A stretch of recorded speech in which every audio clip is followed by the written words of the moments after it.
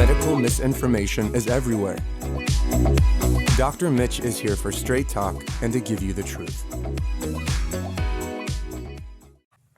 As clinicians, we always ask ourselves, because so many patients ask us, is milk good for you or it's not good for you? I'm Mitch Ghen, and I'm here to give you some clinical things that you can think about when you're talking to your patients. A baby cow is typically born at about 80 pounds. Now that baby cow is going in 1 year because of hormones and proteins from 80 to 1,200 plus pounds. That means something is making that baby grow, and the only thing they eat as babies happens to be, mother's milk.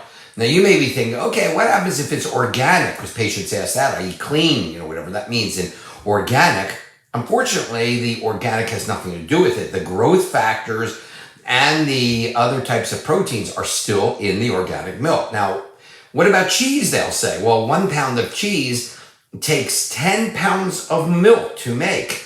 It's basically 5 quarts of milk make 1 pound of cheese. Now, sheep milk, it's only a little better, maybe 6 pounds to make 1 pound of cheese. But in any case, it's still a fairly good load of a milk product. Now, what about cancer, do you say? Well, or I should say calcium.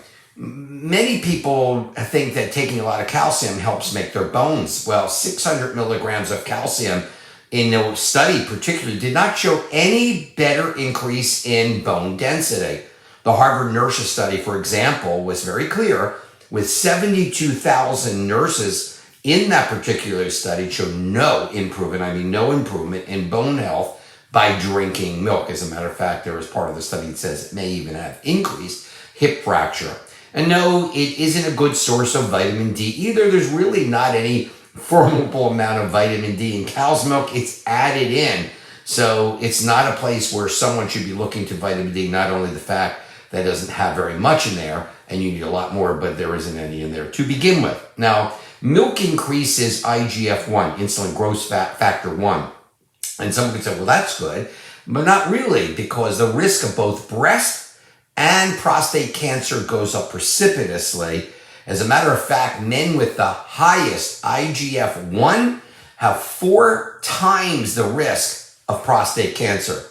So you have to think about that as well. And since estrogen, which is something that causes growth, we know what it is used for, and we do need it both female and male. Well, it's typically found in fat. Now, drinking milk is a problem. 60 to 70% of estrogen in our diet comes from milk. 1 glass of milk a day increases a woman's risk of developing ovarian cancer by 73%, and that's a lot. Now, often cows too are treated for different inflammations, infections like mastitis, and for that, they're giving all sorts of concentrations of antibiotics. In there are PCBs, dioxins, even melamine has been found in plastics in their milk.